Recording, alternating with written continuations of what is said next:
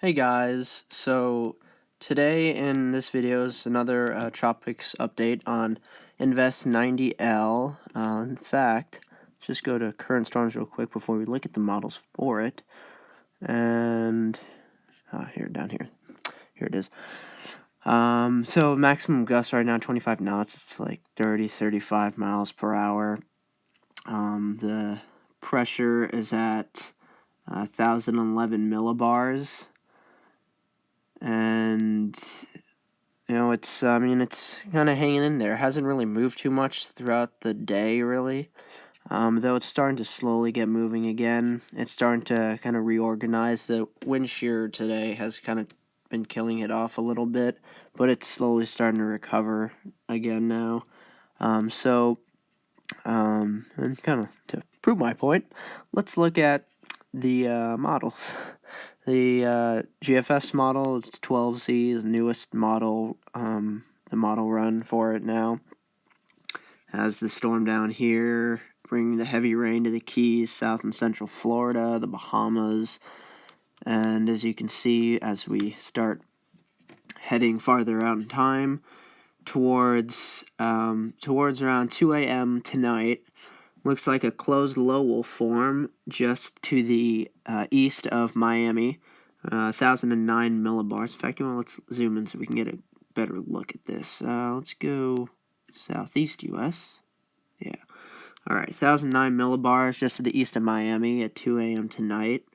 And then as it progresses, it'll start slowly moving away from the coast of Florida, and it'll slowly strengthen. And actually, a good amount of the models, not just the GFS now, are showing it much closer to the North Carolina and the Outer Banks, and they all have it strengthened down into the 990s millibars range. You see, at this point, it's at a 998 millibars, bringing some showers and probably some still gusty winds to the Outer Banks of North Carolina and the extreme eastern part of the mainland part of North Carolina. And then also bring probably some choppy waves. And then let's zoom out again to the eastern U.S.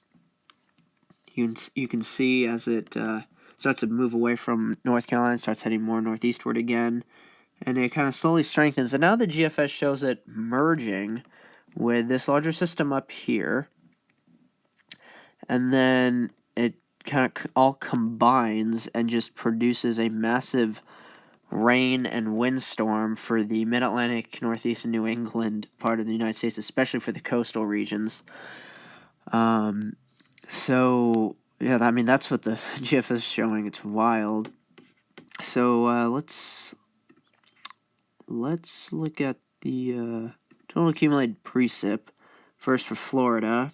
You can see for Florida, central, southern Florida is really any accumulation up to a half inch in the green. The blues is half an inch to 2 inches, and then 2 inches plus for really the central Keys here. Miami looks to get like up to maybe an inch, maybe in the more northern parts of Miami, an inch and a quarter. And then in the Bahamas, also like the Central Keys, 2 inches plus 2, 3, 4 inches in some spots. And then let's zoom this out more in time. You can see it gives North Carolina pretty much up towards half inch, 3/4 of an inch of rainfall.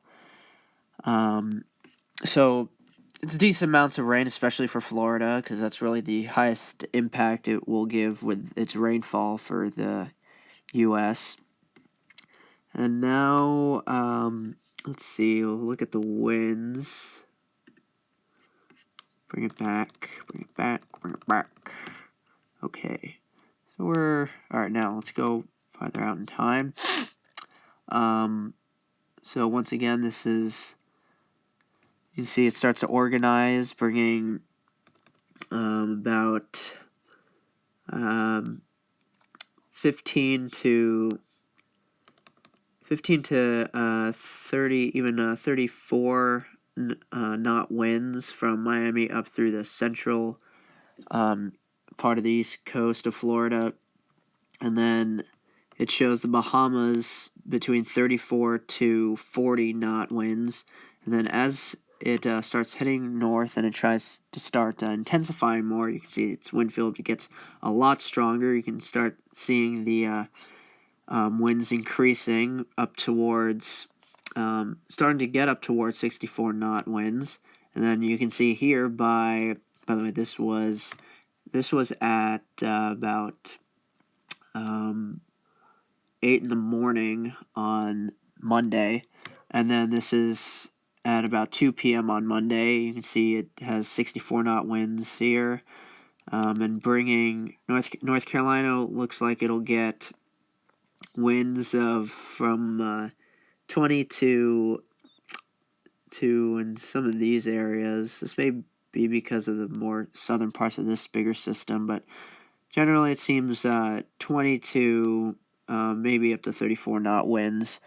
But primarily because of this, from this system, the Outer Banks and the most eastern part of North Carolina, the winds will be from 20 to 25, maybe 30 knots, and then and then the winds will increase for the North Carolina coast of North Carolina and South Carolina as the system starts to move farther up the coast and starts to merge with the larger system. But yeah, that's really we're just focusing on what the wind will be for the actual tropical system. So now that's the GFS. The Euro, I'm not going to really go over the Euro this time because it's really just still not showing that much of it strengthening at all still. Though, I mean, I think, let's see, the winds. It shows it like going way out to sea. It's not really in conjunction with any of the other models. The CMC show it starts to slowly organize going into 2 a.m. tonight. Then the low will start forming off the east coast of Florida. The winds will start to pick up just like the GFS, the winds start to increase towards 64 knots and above towards Monday, towards 8 a.m. Monday to 2 p.m. on Monday. And it shows the pressure, the CMC shows the pressure getting down decently low, 997, 995, 993. This is all just before it starts to, actually, let's go to the MSLP and precip just to see if it shows it merging at all with that other system. Oh yeah, it does, but it goes farther out to sea. Not really in conjunction with the GFS showing it go northeast and then get sucked up into the system and bring even more rainfall for the New England. It's more of just the front will take it off into the Atlantic from that other system. But really just focusing on the similarities between the CMC model right now and the GFS, it's really both are showing it much closer to the coast and bringing decently strong winds, gusty winds for North Carolina, and it's strengthening before it gets in any sort of way connected to this larger system, whether it's just like the front of the system or gets sucked up into this system, as it's really and makes the rain and conditions a lot worse for New England and the northeast, mid-Atlantic northeast coastline. So it's really just showing pretty much the same thing. It'll the pressure will get down pretty low. 997 there, 995, 993. So we could be looking at my percentage potential for it to become a hurricane. Yesterday I said it's 30%. I have to say it looks like there's a little more heightened potential for it to become and by the way, if it does become a hurricane, I really want to point this out and make sure you all understand that if it does become a hurricane, it will just be a very weak Category 1 hurricane with maximum sustained winds at 75 miles per hour, probably no greater than that.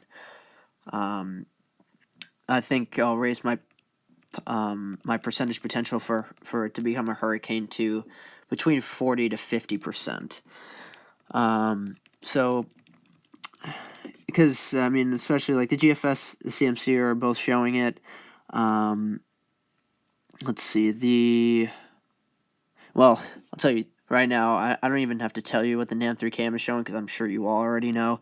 It's showing it becoming a max like a Category 2 hurricane, which definitely most likely will not happen. Though let's look at what the NAM12 cam is showing. Let's wind this back to here. So here it is. It's this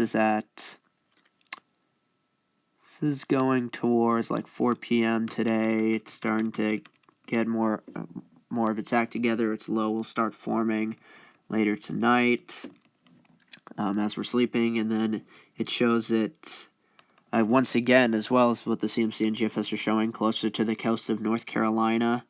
Its pressure getting down to 995, 994. That's actually the farthest out this model goes. But again, 3 of the models already. This one is not as major and most trusted model as the GFS or the CMC, but I just want to say the GFS, CMC, NAM models are all agreeing on that it looks like it will strengthen enough to seem like it potentially may become a weak Category 1 hurricane at its peak, at like it's like at the best, it'll become at the most it'll become a weak Category 1 hurricane. Most likely, right now, it most likely will just be a decently strong tropical storm with probably sustained winds at most between 60 to 70 miles per hour, I'd say.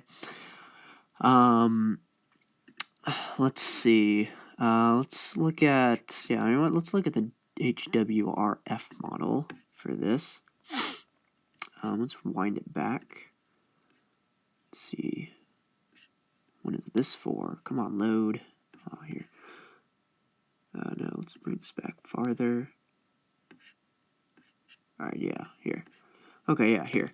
So it shows, the HWRF model shows the low forming, actually shows the low forming kind of, where it will, like kind of over Florida, but then it'll go out into the ocean, pull away from Florida. You can see it starts strengthening, 997, 995, 996, 992 even.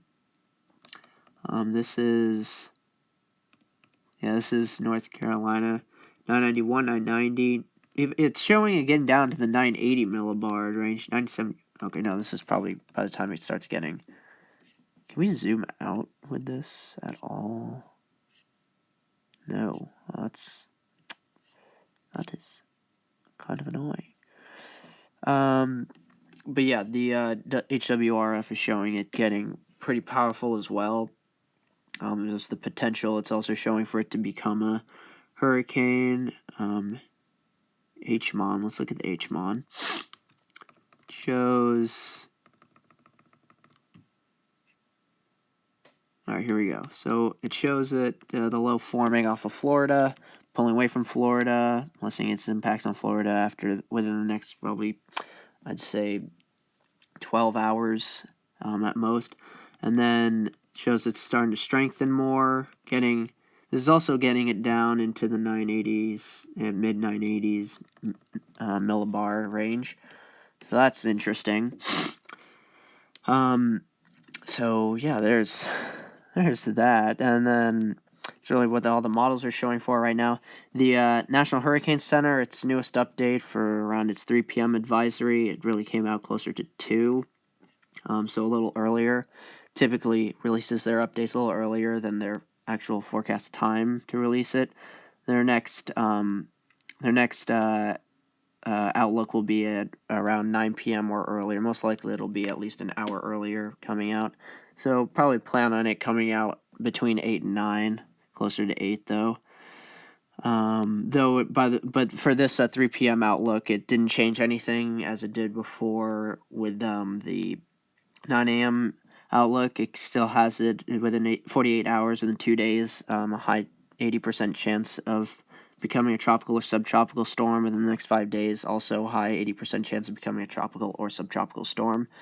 I think once it really organizes and the potential comes for the National Hurricane Center to name it, they would name it Arthur. That's the first name of the list for the 2020 Atlantic hurricane season.